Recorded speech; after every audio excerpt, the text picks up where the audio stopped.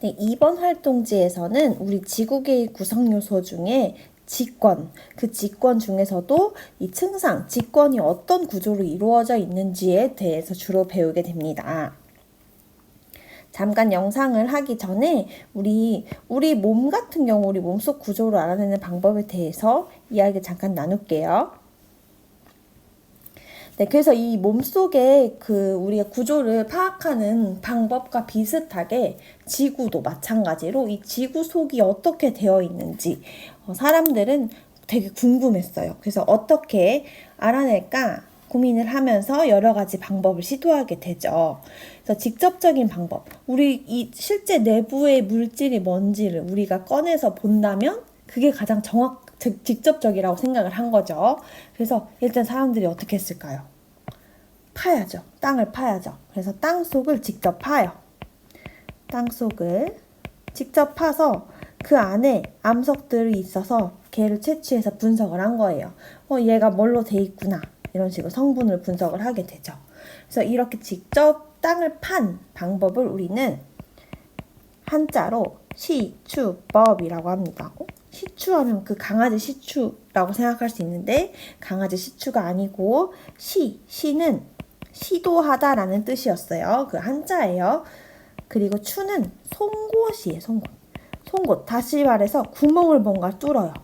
땅에 구멍을 뚫어가지고 약간 원통 기둥으로 막 송곳을 뚫어. 여러 가지 기술을 이용해서 그래서 그걸 다시 빼내서 그 안에 있는 물질을 분석을 한 거죠. 그래서 인간이 여러 가지 방법들, 기술을 이용해서 뚫었을 거 아니에요? 그래서 열심히 뚫었을 때 이제 막 프로젝트를 막 여러 사람들이 해요. 그래서 지구 내부를 조사하기에 인간이 파괴된 최대의 깊이가 약 몇 킬로미터 정도 될까요? 우리 지구의 반지름이 6,400km거든요. 그 중에 약 12km 정도? 밖에 사람이 최고 우리 기술을 다 이용해서도 12km 이상 팔 수가 없었어요. 여러 가지 온도도 높고 압력도 높아서 더 이상 이 한계치가 도달한 거죠. 그래서 이건 한계가 있다. 다른 방법이 없을까? 그러면 안에 있는 물질을 또 꺼내는 방법이 뭐가 없을까? 우리 막 뭐 먹었는지 토하면 확인하잖아요. 그치? 사람들도 뭔가 토하면 안에 있던 물질이 나오면서 그게 확인이 되는 것처럼 지구도 우리가 화산 폭발을 하죠. 그래서 이 화산 폭발할 때 나오는 그런 물질을 보면 이 안에 우리 이 마그마나 이 땅 속에 도대체 어떤 물질이 들어있는지 파악할 수 있겠다 해서 우리가 화산 분출물도 분석을 하게 됩니다. 화산 분출물. 근데 이 화산 분출물도 한계가 있는 거예요. 왜냐면 뭐 어느 정도 멘틀 그 상부 쪽은 어떻게 확인이 되더라도 더 땅속 깊이는 확인이 안 되는 거죠. 그래서 직접적인 방법 말고 또 다른 간접적인 방법이 없나 하고 사람들이 연구하기 시작합니다. 그래서 나온 방법이 이 지진파 분석이에요. 지진파라는 것은 우리가 발생한 지진으로 인해서 이렇게 지진이 어느 쪽으로 흘러가는지 그리고 속도가 어떻게 변하는지를 분석해서 내부 구조를 파악하는 방법이에요. 이 지진파는 약간 특성이 예를 들어 어떤 물질을 만나면 속도가 느려지거나 또 어떤 상태에서는 속도가 빨라지거나 아니면 어느 쪽으로 휘거나 이런 특성이 있거든요. 그래서 나온 방법이 이 지진파 분석이에요. 지진파라는 것은 우리가 이제 발생한 지진으로 인해서 이렇게 지진이 어느 쪽으로 흘러가는지 그리고 속도가 어떻게 변하는지를 분석해서 내부 구조를 파악하는 방법이에요. 이 지진파는 약간 특성이 예를 들어 어떤 물질을 만나면 속도가 느려지거나 또 어떤 상태에서는 속도가 빨라지거나 아니면 어느 쪽으로 휘거나 이런 특성이 있거든요. 이제 여러분들이 이거는 추후에 고등학교 가서 배우게 될 텐데 이 지진파에 분석해서 이 속도가 느려지거나 빨라지거나 꺾이거나 이런 경로를 이용해서 여기에는 뭔가 다른 물질이 있네. 여기는 압력이 좀 더 높은 물질이 있나 봐. 여기는 액체 물질이 있나 봐. 이런 식으로 파악을 하게 돼요.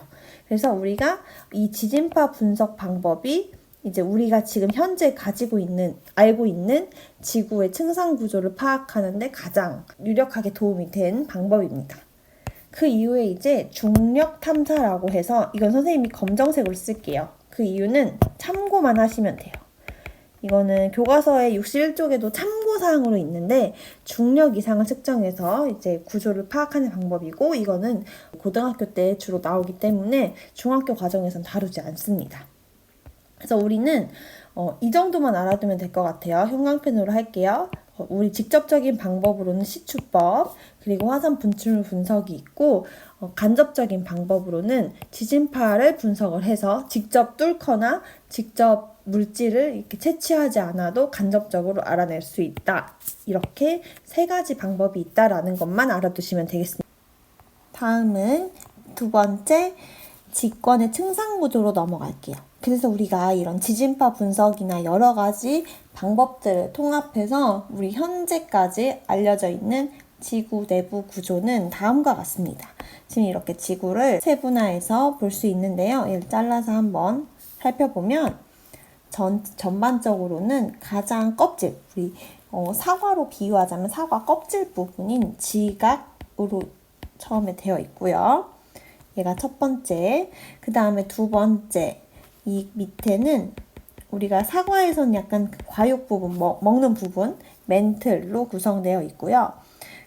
이제 가운데에 있는 씨 부분을 이제 두 개로 나눌 수 있는데, 겉에 외핵, 그 다음에 더 안쪽에 내핵으로 되어 있습니다. 그래서 다 같이 살펴볼 건데, 여기서 요 깊이 있죠. 이 깊이가 여러분들 사실 대놓고 외우라고 하진 않지만 공부를 하다 보면 저절로 이 숫자가 익숙해지기도 하고, 고등학교 때는 굉장히 중요한 숫자라서 외워야 하기 때문에 미리 외워두면 아주 유용할 것 같습니다. 자, 일단 지각부터 한번 살펴볼게요. 지 표면으로부터 약 5에서 35km까지의 층. 근데 왜 5면 5고 35면 35지 5에서 35는 무슨 뜻이지? 라고 생각할 수 있는데, 얘는 이 바로 밑에서 한번 살펴볼게요. 얘는 대륙 지각과 해양 지각으로 구별할 수 있어요. 즉 무슨 말이냐면 그 대륙이냐 해양이냐에 따라 약간 두께가 달라지거든요. 자, 여기 밑에 그림을 한번 볼게요.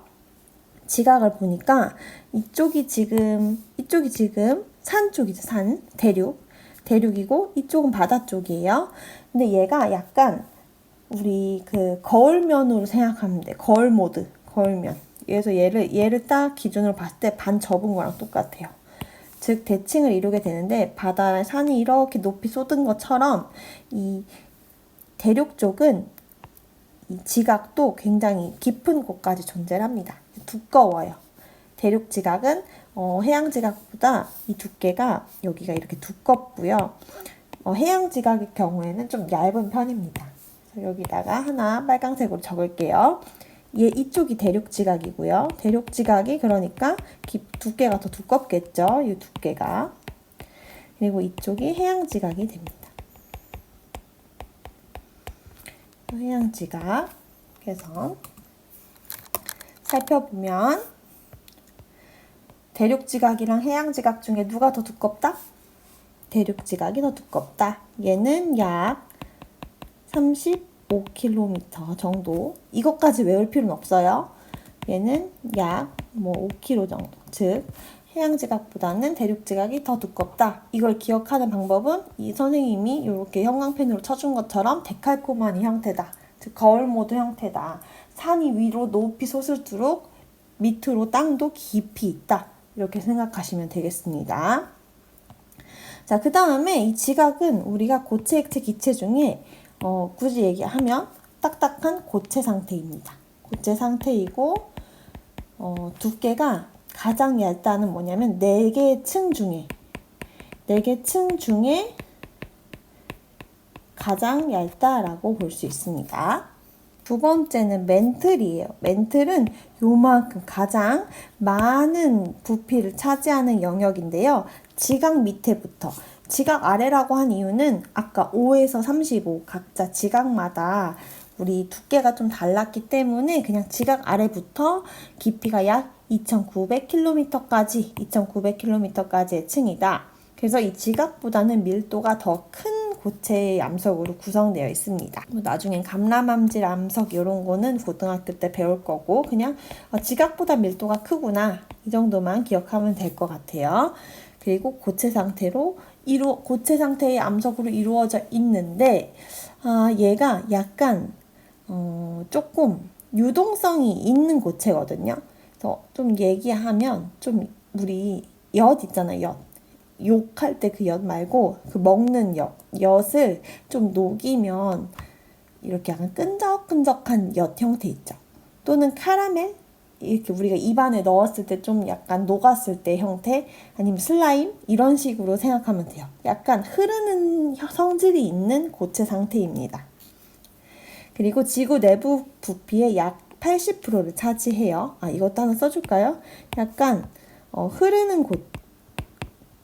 흐르는 성질이 있는 고체예요. 그리고 멘트를 구성하는 이 물질이 녹으면 이제 우리가 알고 있는 이 마그마가 만들어지는 거예요.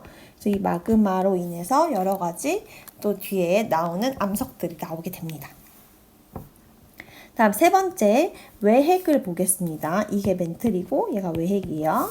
자, 지하 2900 아까 멘틀의 끝부터 5100km까지의 층으로 얘는 유일하게 우리 4개의 층 중에 액체 상태예요. 그래서 많이 또 나와요. 우리가 고등학교 때 가면 이제 지진파 중에 뭐 P파, S파에 대해서 배우는데 이걸 또 설명하면 여러분들이 또 헷갈릴 수 있어서 이제 그냥 거기까지만 설명하고요. 어떤 지진파가 가지 않아요. 액체 상태라는 걸 그래서 증명이 되게 돼요.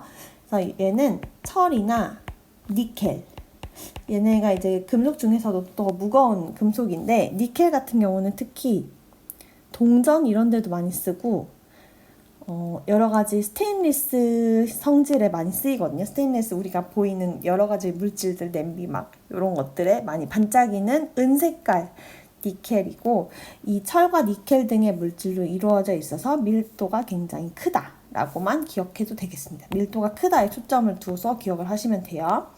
마지막 내핵은요. 이 5100부터 지구 중심인 6400까지의 층으로 얘는 다시 고체 상태예요. 우리 외핵만 액체 상태이고 다시 내핵에 가면 고체 상태가 됩니다. 얘는 왜 이렇게 고체 상태가 됐냐면 간단하게만 얘기할게요. 외핵 같은 경우는 이제 온도가 점점 이 내부로 갈수록 높아지면서 이게 녹아서 액체가 됐다가 이 내핵까지 갈 때쯤이면 온도도 높지만 압력도 굉장히 높아지면서 그 온도의 영향보다 압력의 영향이 더 커지면서 고체 상태가 된 거거든요. 그래서 얘도 마찬가지로 똑같이 핵이기 때문에 물질은 크게 차이가 없습니다. 대신에 상태만 좀 다른 점인데요. 얘는 압력이 더 커져서 압력이 굉장히 커져서 다시 고체 상태가 됐다라고 기억하시면 되고 철, 니켈 물질로 이루어져 있는 거는 외핵과 마찬가지 똑같습니다. 이렇게 4가지 층으로 되어 있다. 까지가 오늘의 디딤 영상입니다. 수고했습니다.